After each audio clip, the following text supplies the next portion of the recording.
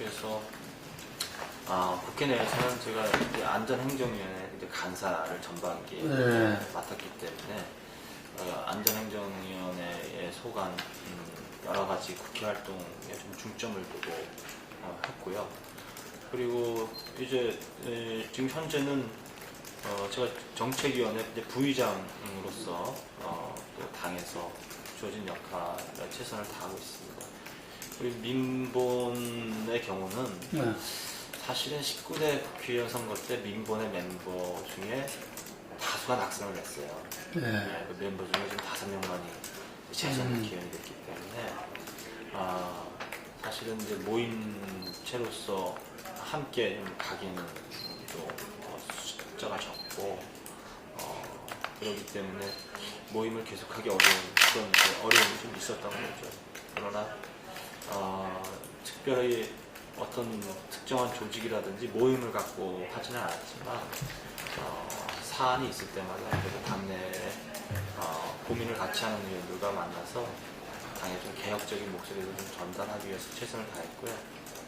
또 기억에 의미 있는 활동이라고 한다면 제가 보수혁신 특별위원회 위원으로서 국회의원 특권 내려놓기라든지 그다음에 우리 당 개혁의 가장 화두인 오픈 프라이머리 경선제도 도입, 그 국민 경선제도라고 하죠. 국민공천제도 그거를 만들어내는데 최선을 다했습니다.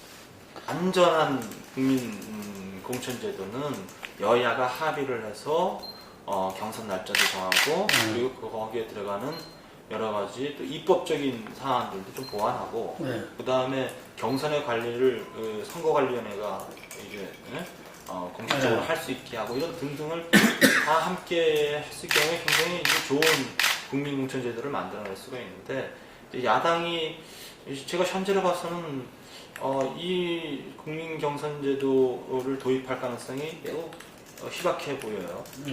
그래서 우리가 최근에 당 내에서 이렇게 됐을 경우에 우리 새누리당이 어떻게 할 거냐를 논의하기 위해서 다시 우리 이 국민공천을 위한 TF를 구성을 했습니다. 그래서 제가 거기 TF에 일원으로 이제 들어가서 다시 이제 안을 만들어내기 위해서 노력을 하고 있는데요.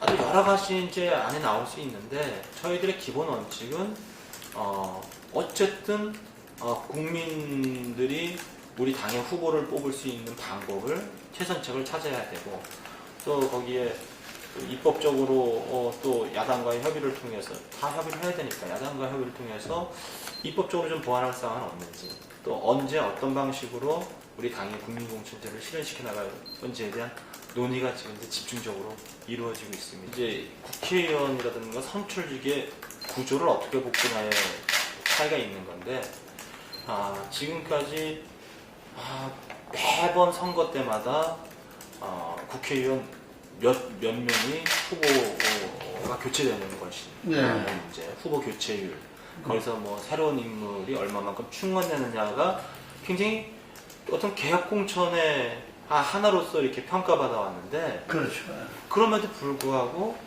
정치는 나아지고 있지 않다라는 게 국민들의 평가잖아요. 그런 측면에서 봤을 때 과연 이게 이 새로운 신인들을 충원해서 어떤 이런 면모를 일신하는 그런 하나의 길과 국민들에 의해서 선택된 후보가 선거에 나가게 하는 이 두 가지 가치 속에서 어느 것이 더 올바른 것이냐 내년에 잣대가 좀 있을 거라고 생각하거든요. 그런 측면에서 봤을 때 저는 훨씬 더 이 당의 후보자가 특정 권력이라든지 아니면 어떻게 뭐 다른 어떤 조직의 힘을 빌어서 아니면 계파의 힘을 빌어서 공천을 받거나 아니면 그런 이유로다가 이유 없이 탈락하는 그런 문제점을 안 낳는 것보다는 훨씬 더 저는 이 국민공천제에 큰 가치가 있다고 생각을 하고요. 그리고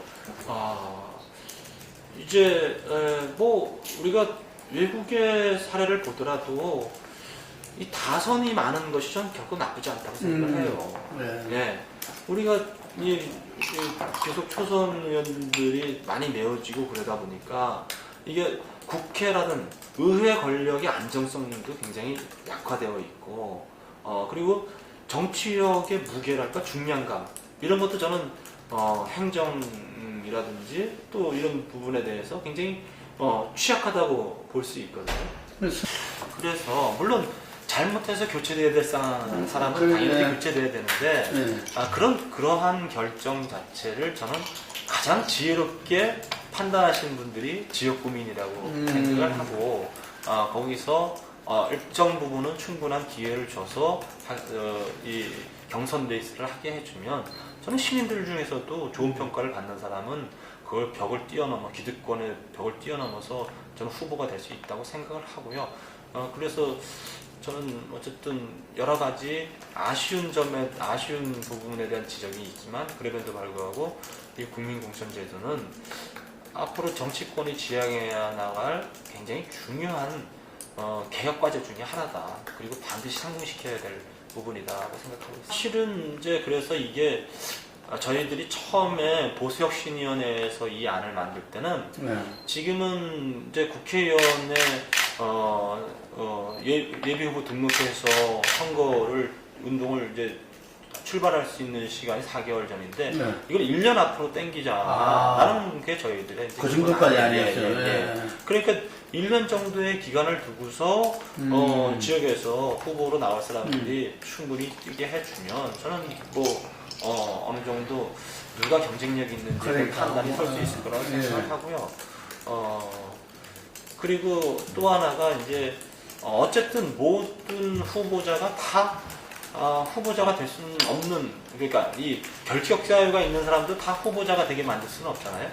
그래서 당에서 사전에 후보자를 검증할 수 있는 그런 시스템은 또 가져가야죠. 그래서 사회적인 물의를 일으켰다거나 또 여러 가지 문제점이 있어서 후보가 자격이 될 수 없는 사람, 이런 사람들은 사전에 걸러내줘서 그래도 그런 걸러내진 후보들이 충실하게 경선을 뛸 수 있게 만들어주는 이런 방안도 있다고 생각을 합니다. 그래서 제가 봤을 때는 이번에는 우리가 국민경선제를 어쨌든 가장 좋은 어떤 제도를 만들어서 준비 작업을 거쳐서 시행을 해야 되겠지만 시기적으로나 여러 가지 또 처음 시행하는 거기 때문에 저는 완전한 준비 속에서 치러질 거라고 생각하진 않아요. 근데 어쨌든 시작이 반이라고 출발을 좀 시키는 것이 맞다고 생각을 하고 그런 생각을 가지고 어차피 이제 사실은 이제 지역에서의 당원 관리라든지 이런 거를 할 때 현역 국회의원이나 당협위원장이 이제 여러 가지 공을 들여야 될 필요가 있잖아요. 그 필요성이 있기 때문에 그렇게 하더라도 이제 모든 후보자들의 공정한 경선을 위해서는 당협위원장 자리를 내놓고 경선을 치르게 해야 된다고 보고요. 그리고 이렇게 이제 국민 경선 제도가 완전하게 자리 잡으면 저는 당의 구조도 바뀐다고 보거든요. 당의 구조 자체. 지금은 당에서 공천을도 하고 여러 가지 조직 관리도 다 책임을 지고 하는 형태이지만 소위 말해서 이제 중앙당의 권한이 어느 정도는 약화되고 당은 당원 관리, 그다음에 새로운 인물들을 충원하는 이런 역할들, 이런 것들을 하는 역할로 당의 여러 가지 권한이라든지 시스템이 좀 바뀌어 나갈 거라고 보거든요. 그리고 모든 것은 원내 중심으로 와서 원내에서 전체적인 정치를 이끌어가게끔 하는 그런 방향이 될 거라고 보고 저희 보수혁신위의 안내도 디딤돌 점수라고 해가지고 여성 정치인들이 이런 경선 과정에서 여러 가지 이제 사회적으로 이제 정치 사회적으로 불리한 이런 여건들을 고려해서 어느 정도 이 가산점을 받을 수 있는 제도를 만들어 놨거든요. 그래서 그런 정도의 제도를 통해서 저는 상당 부분 여성의 정치 참여가 보장될 수 있을 거라고 생각을 하고요. 그러나 이제 여성도 역시 마찬가지로 지역에서의 경쟁력을이라든지 또 정치인으로서의 경쟁력을 또 갖추기 위한 충실한 노력들은 또 같이 이루어져야 되겠죠. 현실적으로 타당에서도 그러한 제도를 통해서 여성 후보자가 공천되는 경우를 봤는데 결국은 본선에 가서 낙선하는 경우가 굉장히 많았어요. 근데 우리 같은 경우도 이제 그런 고민을 안 할 수는 없는데 어쨌든 디딤돌 점수를 통해서 여성의 정치 참여를 어느 정도 이렇게 보장해주고 또 하나는 저는 우리가 여성 정치인을 길러내는데 굉장히 당에서 집중을 해야 된다고 보고 있어요. 그 여성 정치인은 많지 않기 때문에 그 역할의 크기도 저는 매우 또 더 비중이 크다고 보거든요. 그래서 우리 당에서 적어도 이 능력 있고 또 국민 신선하고 국민들에게 영향을 끼칠 수 있는 좋은 여성들을 당에서 영입하고 그분들을 길러내고 그분들이 또 일찌감치 성공할 수 있는 지역에 가서 자기 역할을 할 수 있게끔 그래서 후보자가 될 수 있게끔 또 이렇게 어떤 기회를 이렇게 좀 만들어주고 길을 터주는 거 그거를 좀 더 적극적으로 해야 될 필요가 있다고 생각합니다. 이제 세계적인 이제 스포츠 이벤트가 몇 개가 있는데 그 중에서 흑자를 낼 수 있는 스포츠 이벤트는 저는 월드컵하고 하계 올림픽밖에 없다고 봐요. 다른 이벤트들은 사실상 흑자 운영이라는 것이 쉽지 않다고 보고요.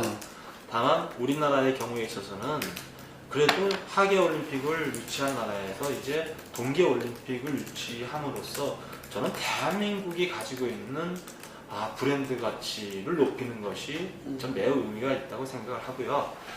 다만 이렇게 흑자 경영이 이제 어려운 상황이기 때문에 가능하면 예산을 절감하는 부분이 노력이 이제 뒤따라야 된다고 보고 또 하나는 또 이 사후에 지어진 경기장들을 얼마나 잘 활용할 것이냐의 문제가 또 매우 이제 중요한 문제이기 때문에 그 부분에 대해서는 어쨌든 지속적으로 어쨌든 연구하고 또 노력해서 그런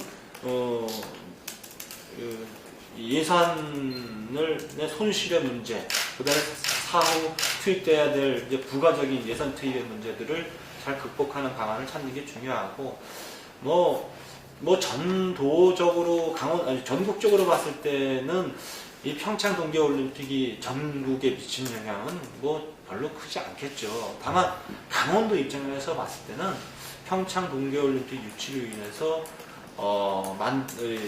형성되는 여러 가지 사회경제적 인프라는 저는 매우 크다고 보거든요.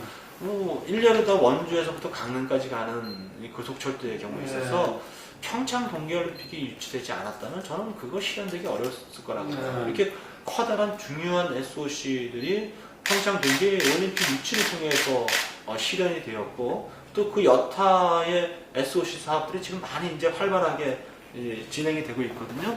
이런 것은 강원도 발전에 어쨌든 획기적인 기반을 마련해 준다고 생각을 합니다.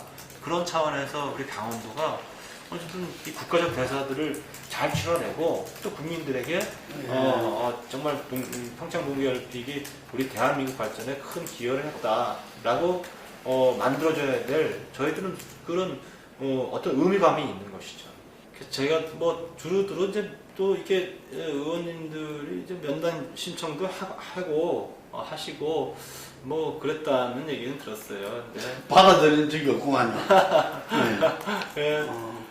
그래서 아마 또 이제 대통령께서 이러저런 이제 고민을 하시다가 이제 또 국회의원들한테 의견을 좀 들어야 될 시점이다라고 판단하시면 또 그런 기회를 잡아주시지 않겠나 이렇게 생각합니다. 거꾸로 외로울 수도 있지 않겠어요? 요즘 청와대를 바꿔야 된다는 이야기가 많아요. 그거만 들어가면은 구중구구처럼 돼 있어가지고 근데 참모들하고 그 수석실에서도 차를 타고 가야 대면 보고를 할 수 있잖아요. 네, 그렇죠. 근데 그 구조를 바꿔야 된다는 얘기예요. 그것도 좋은 말씀이시죠. 예. 이게 좀 더, 그러니까 근데 이제 우리가 이런 건 있어요. 그러니까 누구나 대통령마다 국정 운영의 스타일이 다 동일할 수는 없잖아요. 네? 저는 박근혜 대통령께서는 그분이 살아온 여러 가지 정치 역정이라든가 이런 걸 통해서 만들어진 본인이 또 어쨌든 만들어간 그런 본인의 캐릭터가 있고 본인이 또 국정을 운영하는 방식이 있는 거죠. 그래서 그거를 무조건 뭐 보편 타당한 방법으로 바꾸라 이렇게 할 수는 없지만 그래도 좀 더 이게 뭐 비서관들과 좀 더 편안하게 좀 대화도 많이 하고 또 좀 의원들하고도 좀 더 좀 격이 없이 편안하게 좀 만나는 모습이라든지 뭐 이런 기회를 좀 넓혀가야 된다, 만들어야 된다 이런 거는 저는 뭐 공감을 합니다. 물론 여러 가지 얘기가 나오는데 우리 이제 만난 의원님들의 생각은 첫 번째로 대통령이 거부권을 행사하지 않았으면 좋겠다. 알았으면 좋겠다. 네, 이제 이게 이제 하나고 두 번째는 이제 그 거부권을 행사할 경우에 우리가 의회 국회에서 여당 의원이 참여해서 표결을 할 수는 없지 않느냐. 만약에 했을 때는 했을 때는 그래 결국 이제 상정이 되지 않기를 바라는 것이고요. 또 하나는 이제 가장 문제가 이제 그런 상황에서 유승민 대표의 문제를 어떻게 할 것이냐. 근데 유승민 대표가 어쨌든 우리가 원내대표를 선출할 때 여러 가지 유승민 대표에게 또 기대했고 그랬던 부분들이 있잖아요. 뭐 당청 관계 속에서 당당한 목소리를 내길 좀 바란 부분도 있고 그래서 의원들은 대부분은 그래도 유승민 대표에게 많은 신뢰를 보내고 있어요. 그래서 이런 일로 이제 유승민 대표 체제가 흔들리지 않았으면 좋겠다. 이런 거죠. 근데 저는 뭐 저도 마찬가지로 대통령이 이 거부권을 행사하지 않고 아니고 두 번째로 불가피하게 대통령이 이제 국정 운영의 난맥을 우려해서 재요구를 해왔을 경우에 저는 국회가 이걸 뭐 바로 상정하기보다는 가장 문제가 이제 위헌성 요소의 문제잖아요. 그럼 우리 국회가 위헌 여부를 판단할 수 있는 그런 과정을 우리 국회 스스로가 주도적으로 좀 가져갔으면 좋겠다 이런 생각이에요.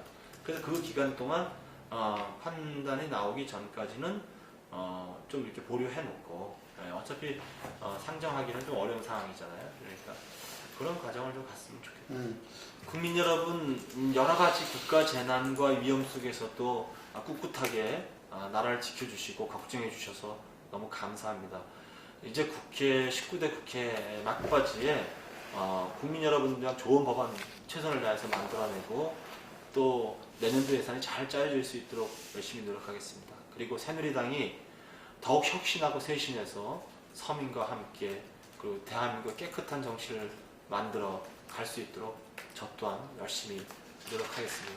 잘 지켜봐 주시고 많은 성원 부탁드리겠습니다.